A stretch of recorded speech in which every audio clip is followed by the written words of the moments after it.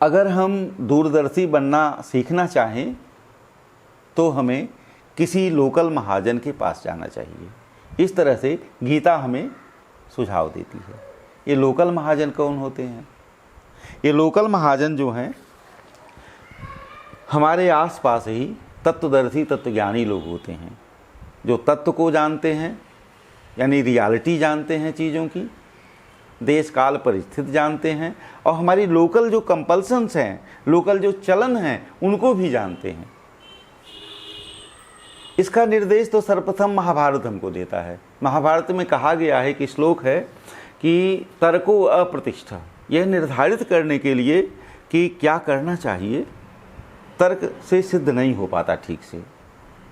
श्रुतियों विभिन्ना, श्रुतियाँ जो कही हैं उसी के अनुसार हम करें तो श्रुतियाँ भिन्न भिन्न बात भिन्न भिन्न मौक़ों पे कहती हैं, उसमें हम कौन बात अपने लिए चुने दूरदर्शी दिखाने के लिए अपने को। तो श्रुतियों विभिन्ना नैको ऋषिर्जस्य मत प्रमाणम, कोई एकमात्र अब तक ऋषि प्रमाणित नहीं हो पाया, उसी की बात सही है, सर्वथा उसी की बात माननी चाहिए। ऐसा एक भी ऋषि प्रतिष्ठित नहीं हो पाया।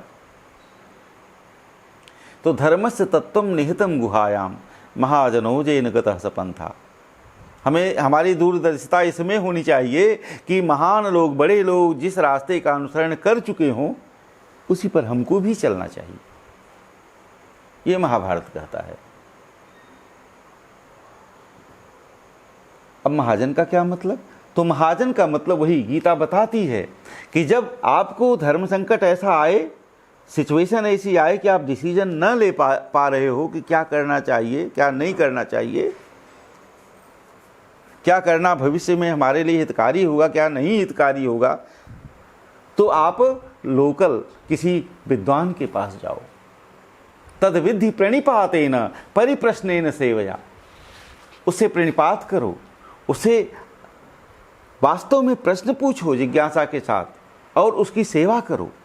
परिप्रश्नेन सेवया उपदेक्षन्त ते ज्ञानम ज्ञानेन तत्वदर्शिना, ये ज्ञानी और तत्वदर्शी आपको ज्ञान का उपदेश दे देंगे, आपको दूरदर्शी बना देंगे, आपको समस्या समझा देंगे, आपको दिखाई देने लगेगा आपका कर्तव्य पथ। अगला बिंदु हमारे समझ में आता है दूरदर्शी बनने का, जो याद रखने लायक स्मरणीय पॉइंट है, वो है कि ईश्वरेच्छा को समझने से हम दूरदर्शी बन सकते हैं। ये ईश्वरेच्छा क्या है? ईश्वर की इच्छा क्या है? ईश्वर क्या करना चाहते हैं? यदि हम उसे भांप लें तो हम भी उसी हाँ में हाँ मिलाएं, हम भी वैसे ही आचरण करें, हम दूरदर्शी माने जाएंगे। हम जीवन में गच्चा नहीं खाएंगे तो, और जिसको रास्ता दिखाएंगे वो भी नहीं गच्चा खाएगा। अंधे अंधा ठेलिया दोनों कूप परंत,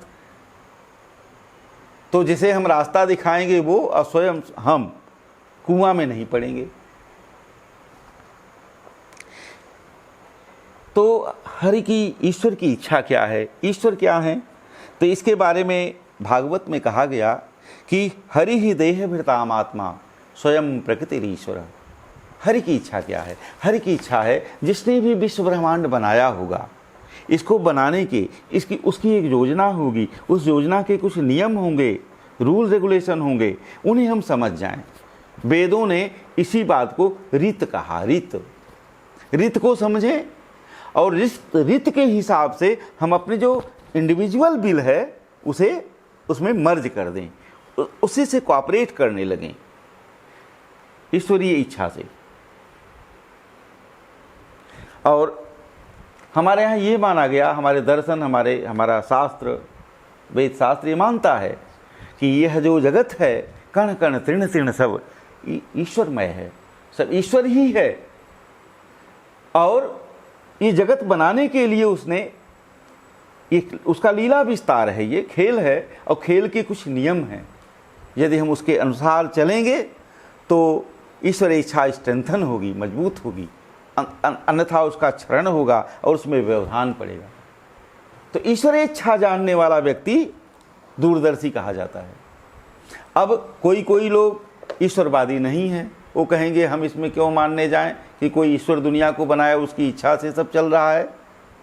तो आप विश्व ब्रह्मांड तो मानोगे ना, ब्रह्मांड एक सुनियोजित रचना है, ये तो कोई भी मानेगा, नियमों से चलता है संसार।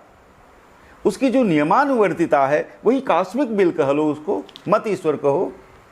यद्यप सच्चाई ये है कि हम लोगों ने, धार्मिक लोगों ने, दर्शन के लोगों ने जिसको ईश्वर माना, वो माना कि हरि देह भृताम आत्मा स्वयं प्रकृति ईश्वर।